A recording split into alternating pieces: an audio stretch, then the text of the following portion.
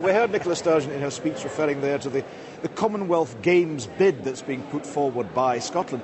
And of course sport plays a very large role in Scottish life. The SNP government are trying to make sure that the sport element is very strong. In just over a week's time, we'll know whether Scotland will manage to host the Commonwealth Games in 2014. Sport is not just about running and football. It's got a huge symbolic importance for a nationalist party as well. It can mean lots of things, from kids just throwing a ball around in the park to the mega international events like the Olympics and the Commonwealth Games. Now, in Aviemore, local Olympic participants are celebrated with a newly unveiled statue, and I took a few minutes off from this conference to wander down in the company of the new Sports Minister.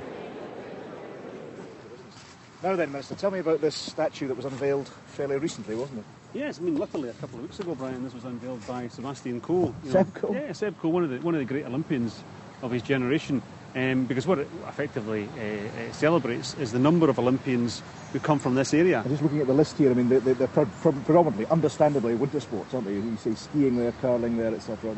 Absolutely, but it shows the number of Olympians who come from this part of Scotland alone. I think it's right and proper we have a statue to celebrate that. You mentioned Seb Coe there, and you and your fellow ministers have been very critical, really, of the extent to which the investment in the Olympics is being driven by lottery money.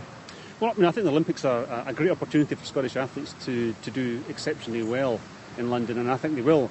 But the problem, the difference of opinion we have with the London government is that we don't think that the London Olympics should be funded by grassroots sport and good causes in the voluntary sector. But is there evidence that that is happening? The UK ministers say it's additional money, it's add-on money, and they say also that the Olympics will be the tremendous boost to grassroots sport that are positive, not negative.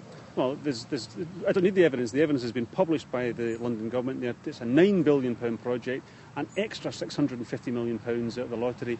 We're going to lose over £13 million from sport alone, £150 million from good causes in Scotland over the next 3 years. Are you saying you'd rather London hadn't won? Are you saying you'd rather it had gone to Paris? I'm very happy that London won. I think it'll be a great Olympics. I think we'll do a marvellous job. Then we have to fund it then, don't we? We have to do it properly. The UK Treasury should fund it. I don't think local clubs in Scotland, all over the country in Scotland, should pay for that and suffer for it. Is it right that good causes in Scotland pay for a regeneration project in London? I don't think that's reasonable. It's the London Olympics. Let's celebrate that, but let's make sure that the UK Treasury finds the money elsewhere. It shouldn't be at the expense of small clubs in Scotland. But you won't be complaining if there is public money diverted, for example, to the Commonwealth Games if Glasgow is successful in the bid for those? Well, we've got a budget in place. The Scottish Government has said it will pay for 80% of it. The City Council is paying for 20% of it. There's no lottery funding allocated to that. There's no money from London coming for that. Maybe there should be. If they're going to take money for the lottery to pay for the London Olympics, maybe we should ask for a quid pro quo and help pay for the Commonwealth Games. How good do you think the chances are of Glasgow, of Scotland, winning the Commonwealth Games? Well, I don't want to be overly confident, but I think we've put forward a fantastic bid for the Commonwealth Games.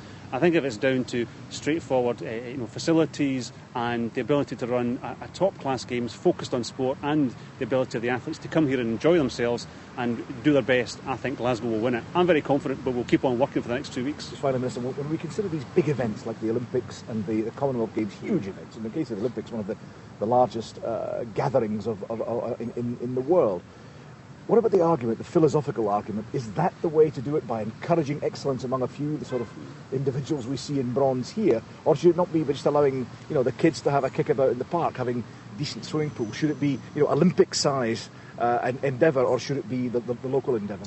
Well, I don't see the two are mutually exclusive. I think we can do both, and we must do both. We're very focused on grassroots sports facilities, local clubs, changing facilities, new pitches. We want that to happen, because we've got to encourage kids to get out there. But how do we encourage them? If they've got role models, if they've got heroes, then every time we see big events, kids are out there the next day playing tennis, playing football, having a go at rugby. Whenever there's big events where they see their heroes doing really well, then kids are encouraged to take part. We have to then hook into that and make sure we get the legacy from that. Finally, Minister, I'll come to you, cap in hand for the last big question of the interview. Dundee United are playing Rangers on Sunday. How much are United going to win by? I'll leave that to you, Brian. I know that you've got a great deal of history in Dundee United. I think it'll be an excellent game. I'm looking for a good game, but I'm not going to predict the score. A political answer indeed. Thank you very much indeed. Thank you. Just hope our new keeper does well. What do you think of the bonnet? Hey, it's a cracker. I bought it next door here in Inverness. Don't like to be big-headed, but it's the first time I've managed to get one to fit me. So in Inverness, in Aviemore. So well done, Aviemore. A cracking bonnet.